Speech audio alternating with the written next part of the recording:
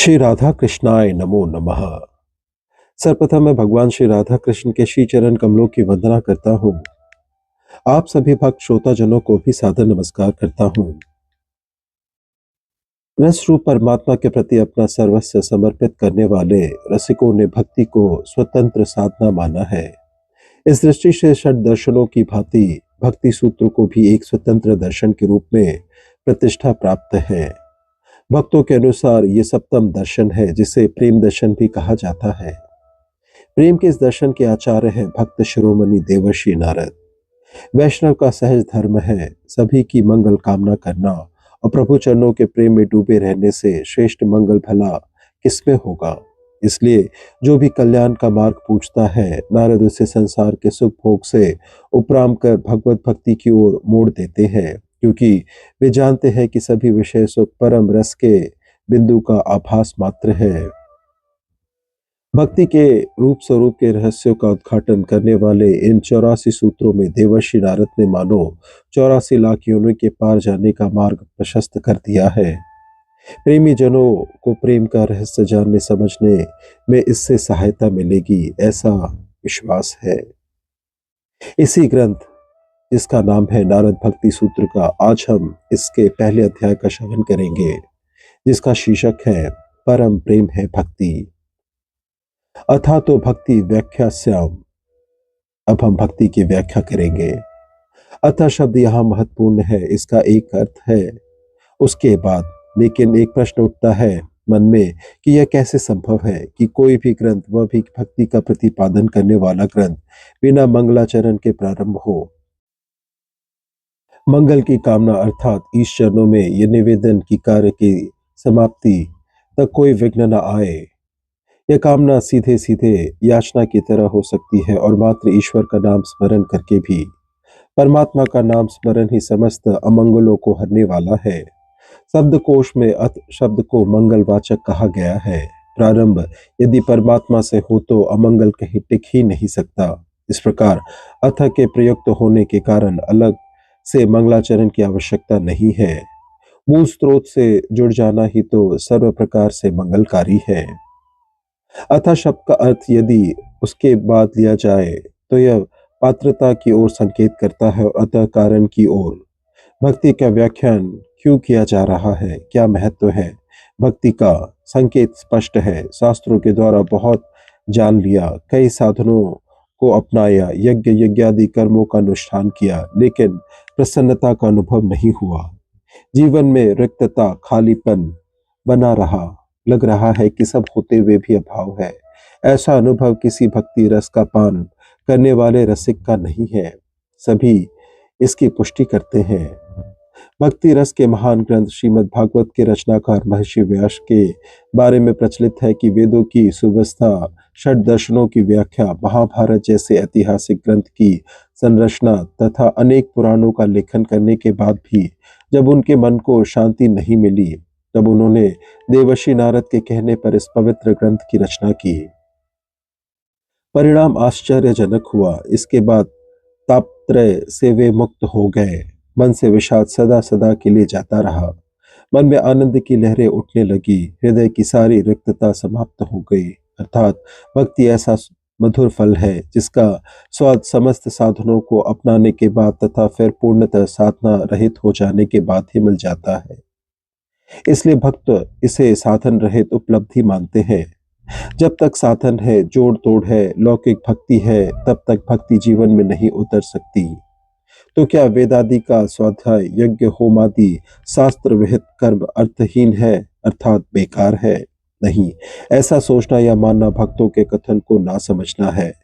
कर्म ना करना और कर्म को करते हुए उनका सहज भाव से छूट जाना अलग अलग बात है। परोक्ष ज्ञान आवश्यक है, तभी तो शास्त्र विहित कर्मों का अनुष्ठान होगा, उससे अंतकरण शुद्ध होगा, तभी निराशा की घड़ी में ध्यान ईश सत्ता की ओर जाएगा। गज का ध्यान भगवान की ओर गया निराशा में। ध्रुव के जीवन में भी ऐसा ही घटित हुआ। मीरा का जीवन तो इसका साक्षात प्रमाण है। सच्ची शरणागति वही करेगा जिसने गुरु चरणों में बैठकर शास्त्रों का स्वाध्याय किया होगा, शास्त्र चिंतन किया होगा। इसके बाद विवेक जागृत हो ही नहीं सकता। गुरुचरणों में बैठकर ज्ञान अर्जित करना भी समर्पण के बिना संभव नहीं है। यहाँ भूल होती है, अध्यात्म जगत में यह भूल होती है, चली आ रही है।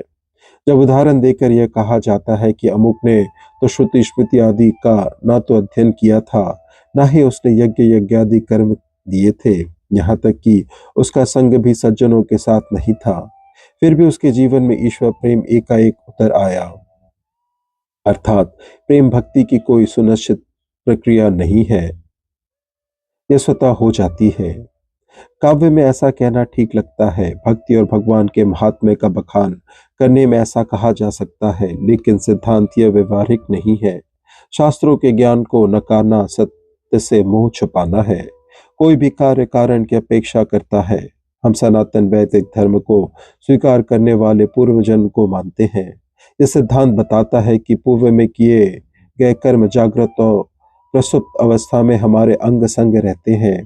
केवल इस जीवन को ही स्वीकारते हुए किसी भी सिद्धांत की व्याख्या करना अर्ध सत्य का साक्षात्कार करना है। पूर्ण सत्य के लिए तो जीवन को उसकी संपूर्णता में ही समझना पड़ेगा। भगवान ने सांसारिक व्यवस्था बनाने के लिए जिन नियमों की स्थापना की है, वे जब संसार में आकर लीला रूप में ही सही, जब स्वयं उनका अतिक्रमण नहीं करते, तो भक्तों को भी उस मर्यादा का पालन करना चाहिए। कोई महापुरुष किसी बात को जब किसी ऊंचाई से बोलता है, तो उसे समझने वाले को भी उसी ऊंचाई पर स्थित होकर समझना चाहिए। एके आखा प्रेम का पढ़े तो पंडित होए, यह कबीर साहब कहते हैं। वे ऐसा कह सकते हैं, हम कहेंगे तो स्वयं से धोखा होगा। ध्यान रहे, भक्ति रूपी पुष्प एक सुव्यवस्थित प्रक्रिया से गुजर कर ही अपनी सुवास से वातावरण को महकाता है। व्याख्या साम क्रिया अनेक की ओर संकेत कर रही है। हम व्याख्या करेंगे, यह विनम्रता है। विनम्रता का यह भाव भक्त की सबसे पहली पहचान है। हिंदू संस्कृति का गौरव है इसमें। जो कुछ कहा जा रहा है वह किसी एक का अनुभव नहीं है, उसके पीछे अनुभव की लंबी परंपरा है। अनेक का अनुभव एक रूप हो गया है। यहाँ आज के शब्दों में इसे ही वैज्ञानिक चिंतन कहते हैं, अर्थात यह बात जांची परखी है कि भक्ति ही जीवन का परम साधन है, परम लक्ष्य है। सात तास्वन परम प्रेम रूपा, वह भक्ति ईश्वर के प्रति परम प्रेम रूपा है। तो शब्द का प्रयोग निश्चय अर्थक है, अर्थात जो बताया जा रहा है उससे अतिरिक्त तो कुछ ना समझा जाए। किसी भी विकल्प को ऐसे में कोई स्थान नहीं है। हमने भक्ति की व्याख्या करने की बात कही थी, तो वह है अस्मिन अर्थात इसमें प्रेम, तस्मिन अर्थात उसमें नहीं, अस्मिन का अर्थ है इसमें, उसमें संकेत करता है कि अनिश्चित है, दूर है, तथा अस्मिन का अर्थ है जो सामने है, जो पास में है, जिसे देखा जा रहा है, जिसका अनुभव हो रहा है। भक्ति के लिए सर्वप्रथम और जरूरी है कि भगवान के अस्तित्व पर विश्वास हो। नास्तिक व्यक्ति के जीवन में भक्ति का भला क्या काम, वह तो दृश्यमान पर ही विश्वास करेगा। भक्त और नास्तिक में कोई खास अंतर नहीं है। भक्त के लिए भगवान दृश्यमान है, जबकि नास्तिक जड़ पदार्थों और उससे प्राप्त होने वाले भोगों को ही सत्य मानता है। भगवान तो कल्पना मात्र है उसके लिए। इस प्रकार भगवान के प्रति प्रेम ही भक्ति है। लेकिन कैसा प्रेम? प्रेम तो प्रेम होता है। लौकिक प्रेम की परिभाषा भी यही की जाती है कि जिसमें समर्पण हो, किसी से किसी की कोई मांग ना हो, वही सच्चा प्रेम है। कुछ मांग लिया तो समझो वहां प्रेम नहीं, वासना है। इस तरह ना तो प्रेम में शरीर का आकर्षण होता है, ना ही दूसरे से सुख की चाह। दूसरे को सुख पहुंचाना, उसकी देखरेख करना महत्वपूर्ण होता है प्रेम में। इस संदर्भ में स्वामी राम ने गोपियों का एक सुंदर उदाहरण दिया है। कहते हैं कि श्री कृष्ण द्वारका में भी गोपियों के प्रेम की चर्चा अक्सर किया करते थे। उनकी महारानियों को यह अच्छा नहीं लगता था। एक दिन भगवान ने सोचा कि सिद्ध कर दिया जाए कि प्रेम क्या होता है और कैसा है गोपियों का प्रेम। भगवान ने लीला की कि उनके पेट में जबरदस्त दर्द हो रहा है। दर्द से वे छटपटाने लगे। वैद्यों को समझ ना आए कि ऐसा क्यों हो रहा है। सारे उपचार व्यर्थ हो गए। भगवान ने कहा, कुछ नहीं होगा किसी उपचार से। कोई मेरा अपना यदि अपने पैरों की धूली जल में डालकर मुझे दे दे तो यह दर्द समाप्त हो सकता है। तो कौन दे अपने भगवान को अपने चरणों की धूली। मर्यादा ऐसा नहीं कहती। शास्त्र के विरुद्ध आचरण है यह विपरीत आचरण कैसे किया जाए। ऐसा करने से तो जन्म जन्मों तक नरक में रहना पड़ेगा। कोई तैयार ना हुआ। प्रेम श्री कृष्ण से करने का दावा करते हैं सब, लेकिन सोच स्वयं के बारे में रहे हैं। गोपियों के पास दूत भेजा गया। उसने जब गोपियों से श्री कृष्ण की व्यथा कथा कही तो वहां ढेर लग गया चरण रच का। मर्यादा आदि की जब उनसे बात की गई तो सब एक स्वर से बोली, हमारे लिए सर्वश्रेष्ठ है श्री कृष्ण। शास्त्र और लोक मर्यादाएं तो उनकी प्रसन्नता के लिए है। रही बात नरक की तो उसकी हमें कतई चिंता नहीं। अपनी कान्हा को मुस्कुराता देखने के लिए युग युगों तक नरक में रह सकती है हम। अपनी कोई चिंता नहीं है गोपियों को। श्री कृष्ण का सुख ही उन सबका सुख है। यही है प्रेम। भक्ति का अर्थ है ऐसा प्रेम जो परम है। परम अर्थात अत्यंत परम, अर्थात भगवान का नाम हमारी प्रिय वस्तुओं में सर्वप्रथम है। भगवान पर अपना सब कुछ सर्वस्व वार देने की भावना। सुना है महापुरुषों से कि जब मीरा को कोई मार्ग नहीं दिखाई दे रहा था तो उसने संत तुलसीदास जी को पत्र लिखा। पूछा, क्या करूं मैं ऐसे में? तो उत्तर मिला, जिनके प्रिय न राम वैद ही, तजिए ताहि कोटि बैरी सम, यद्यपि परम सनेही। कोई भी क्यों ना हो, प्रिय से प्रिय क्यों ना हो, उसे वार दो भगवान पर। कई उदाहरण दिए उन्होंने इस अपने उत्तर में। देह के आकर्षण के कारण सीमित ना होने तथा निस्वार्थ होने के कारण परम अर्थात पवित्र भी है यह। इससे ज्यादा पवित्र कुछ नहीं है और अमृत रूपा भी है। अमृत शब्द का अर्थ सामान्यता समझा जाता है एक ऐसा पेय जो समुद्र मंथन से निकला था, जिसे श्री विष्णु ने मोहिनी रूप धारण करके देवताओं को पिलाया था, जिसे पीकर राहु केतु अमर हो गए थे। यह स्वर्ग में उपलब्ध है, लेकिन ध्यान दीजिएगा कि देवताओं के पास अमृत तो है पर वे निर्भय नहीं है। पुण्यशील होने पर नीचे गिरने का भय सदैव बना हुआ है। उन्हें मरण धर्मा है वे, और अन्य प्राणियों की तरह सभी। श्रीमद् भागवत में प्रसंग आता है कि अमृत कलश लेकर देवता वहां पहुंचे जहां सुखदेव जी महाराज परीक्षित को भागवत कथा सुनाने वाले थे। उन्होंने आग्रह किया कि वे अमृत कलश ले ले, उसके बदले उन्हें भक्ति रस का पान करने दे। कारण स्पष्ट है, भक्ति अमृत स्वरूपा है, इसलिए जो इसका पान करता है वो अमर हो जाता है। मृत्यु उसका स्पर्श नहीं कर पाती। परीक्षित के शरीर को डसा तक्षक ने, क्योंकि आत्मा तो सहज रूप से उस समय शरीर का परित्याग कर चुकी थी। ईशावास्य उपनिषद का यह मंत्र मृत्यु और अमरता के रहस्य की ओर स्पष्ट रूप से संकेत करता है। अविद्या मृत्यु तीतो अविद्या मृत्यु मश्नुते। अविद्या अर्थात कर्म है से लौकिक विद्या से मृत्यु को आगे तो सरकाया जा सकता है, लेकिन अमरता के लिए विद्या अर्थात तत्व ज्ञान की शरण में ही जाना पड़ेगा। वह सच्चा ज्ञान क्या है? वही है भगवान ही प्रियतम है, वही सर्वश्रेष्ठ है। उन्हीं के चरणों में मृत्यु का भय नहीं है, इसे जान लेना। उनकी भक्ति ही मृत्यु के भय से मुक्त का अमरता प्रदान करती है। यही है विश्वास। आप सोचो, भक्त के हृदय में इसके अंग संग जब भगवान होंगे तो मृत्यु वहां कैसे जा सकती है? प्रकाश के पास अंधकार का भला क्या काम? यल बद्ध्या पुमान सिद्धो भवति अमृतो भवति तृप्तो भवति। जिस परम प्रेम रूपा और अमृत रूपा भक्ति को पाकर मनुष्य सिद्ध हो जाता है, अमर हो जाता है और तृप्त हो जाता है। प्रेमा भक्ति को उपलब्ध होकर अर्थात ये जानकर कि श्री हरि ही सर्वोत्तम है, उन्हीं से प्रेम करना चाहिए। भक्त सिद्ध हो जाता है। सिद्ध का अर्थ परिपक्व होना भी है। वैष्णव संत भोजन के बनने को सिद्ध होना कहते हैं। चावल पक गए कि नहीं, इसे जांचने के लिए एक दो चावलों को देखकर कहा जाता है चावल सिद्ध हो गए। पके चावलों की तरह सिद्ध भक्त भी अपनी सुगंधि से दूसरों में भूख जगाता है। भोजन करने वाले को तुष्ट पुष्ट और रोग रहित करता है। वह समरसपूर्ण होता है और साथ ही वह पुष्टिकारक भी है। यहाँ एक बात विशेष रूप से समझने योग्य है कि अणिमा आदि अष्ट सिद्धियों का भक्त से कोई लेना देना ही नहीं है। किसी राज्य का स्वामी जब किसी का अपना हो जाए तो उसके नौकर चाकर तो सेवा करने को तत्पर रहेंगे ही, लेकिन भक्त में इस तरह का कोई चाह नहीं होता है। अणिमा आदि का संबंध तो सांसारिक चमत्कारों से है। इनसे विषय सुख की प्राप्ति हो सकती है। भक्त को इनसे कोई लेना देना नहीं होता है। उसकी सेवा कोई करता है या नहीं, उसे तो भगवान से लेना देना है। वही उसके सर्वस्व है। इस तरह सिद्ध होने का अर्थ यहाँ कृतकृत्य लेना चाहिए। कृतकृत होने का अर्थ है जो करना था वह कर लिया, जिसके लिए मनुष्य जीवन मिला था वह उपलब्धि हो गई, अब कुछ भी करना शेष नहीं रहा। स्वामी राम ने सबसे श्रेष्ठ कर्तव्य बताया है स्वयं को जानना। रसिक भक्त इसे ही तो भगवत प्राप्ति कहते हैं। अमृतो भवति, अमृत हो जाता है। ऐसा कहकर देवर्षि ने स्वर्ग के अमृत और भक्ति रूप अमृत में क्या अंतर है इसे यहाँ स्पष्ट कर दिया है।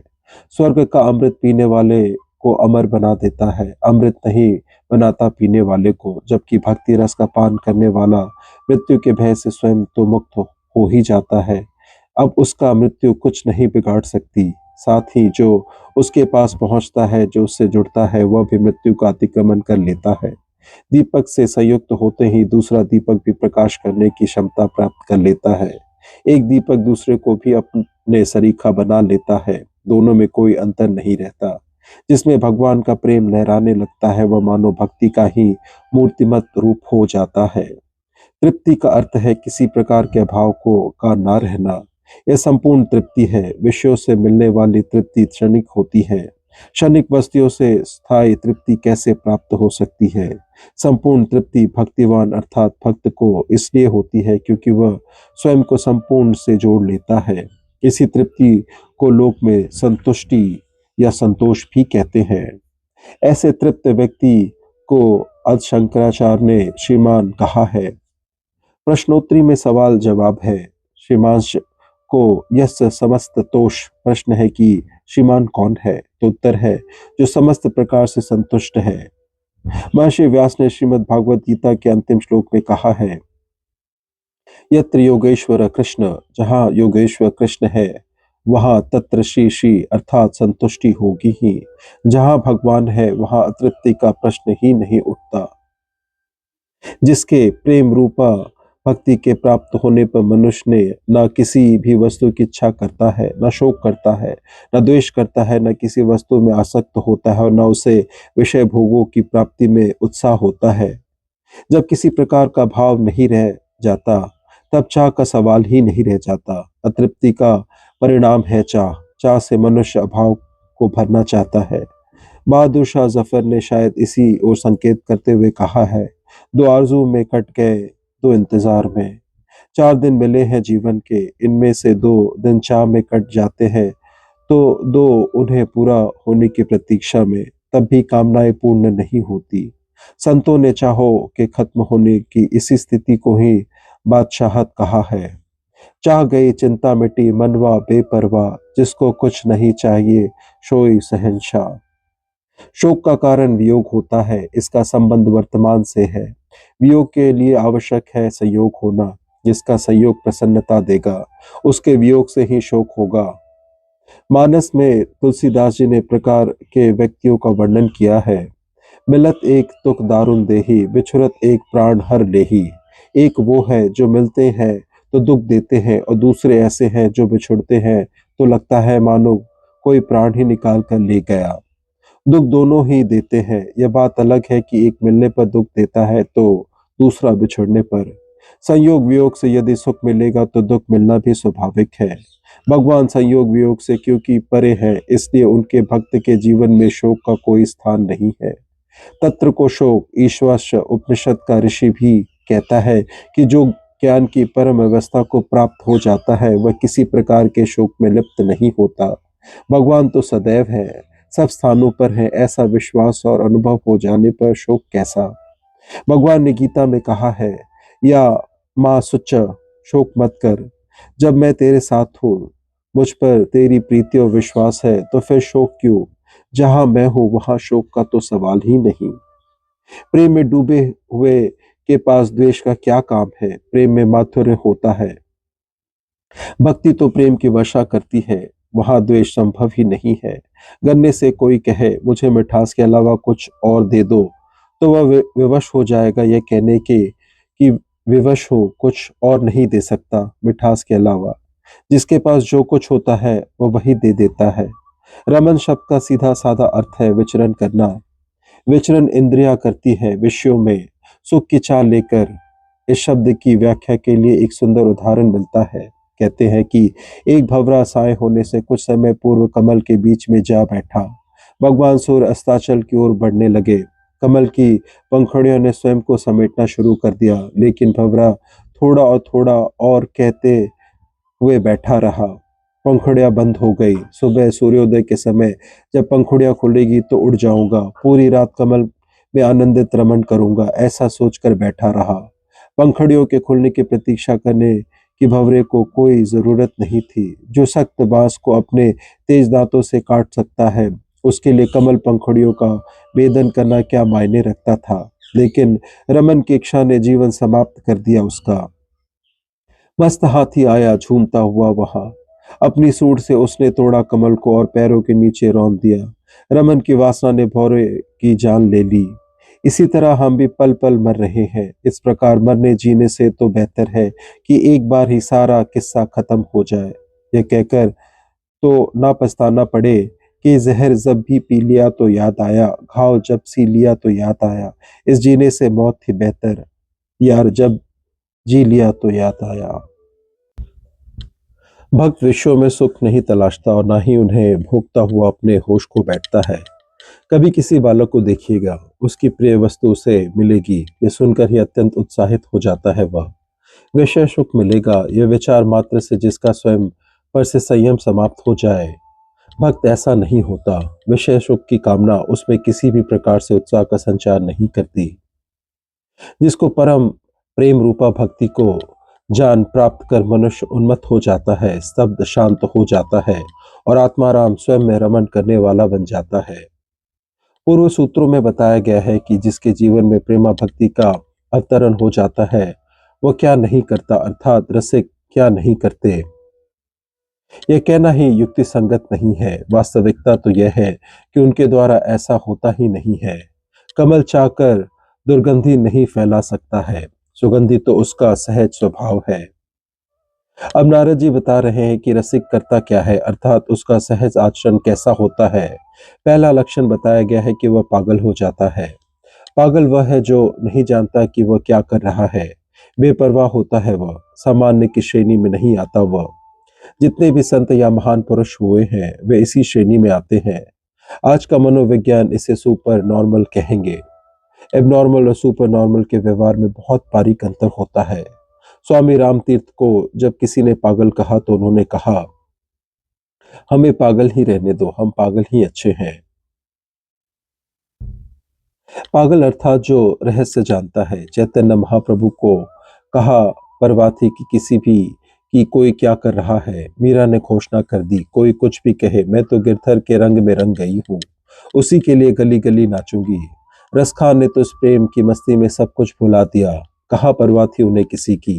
घर परिवार धन संपत्ति ऐश्वर्य इतना ही नहीं, धर्म भी छोड़ दिया।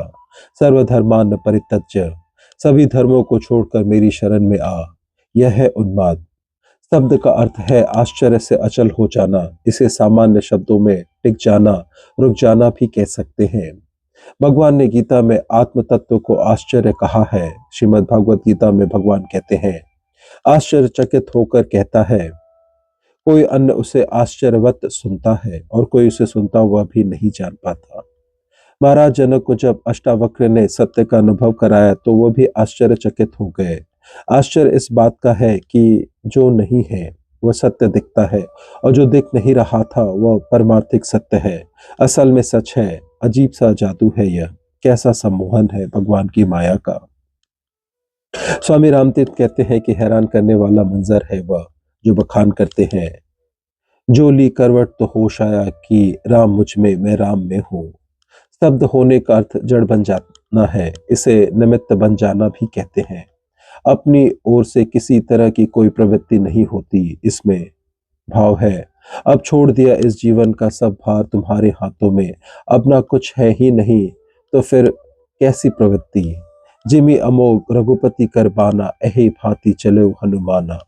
हनुमान बाण की तरह चले। बाण की अपनी कोई इच्छा नहीं होती, बाण चलाने वाले पर निर्भर करता है कि उसे कौन सी दिशा दे, कौन सा लक्ष्य दे। यही शांति है, आंतरिक ठहराव है। यही है प्रवृत्ति में निवृत्ति की उच्चतम स्थिति। जल में रहते हुए जल से अलग कमल की तरह रहना।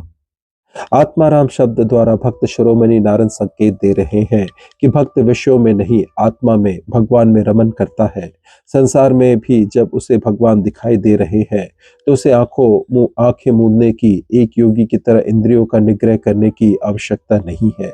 वह प्रेमी भक्त तो यत्र तत्र मानो यति तत्र तत्र समाधये, जहां जहां उसका मन जाता है वहीं समाधिस्थ हो जाता है। ऐसी स्थिति में पहुंच जाता है तब वह जिते देखो तिते श्याममयी है। वन में से गुजरते समय श्यामी राम को अपनी ओर आता देख शेर दिखाई दिया। दोनों हाथ उठाकर वे दौड़े उस ओर, ये कहते हुए कि आज नरसिंह के रूप दर्शन देने आए हो। आकाश में गरजत गरजते बादलों ने उन्हें घनश्याम के दर्शन होते थे। अपने कमरे में रहने वाले एक नाग के साथ प्रियतम की तरह बातें करने की घटना अत्यंत प्रसिद्ध है। यह बात उस छात्रावास के चपरासी ने बताई थी कि जहां गोस्वामी राम तीर्थ रहा करते थे। भक्ति को जिसने पी लिया, पा लिया, भक्ति को जो जान गया, वह अपनी ही मस्ती में मस्त रहता है। नाम खुमारी नानका चढ़ी रहे दिन रात। यह ज्ञात्वा, जिसे जानकर, यह शब्द अत्यंत महत्वपूर्ण है। भक्ति की सही समझ होना जरूरी है। ऐसा ना हो कि किसी विभ्रम को भक्ति समझने की भूल कर बैठा।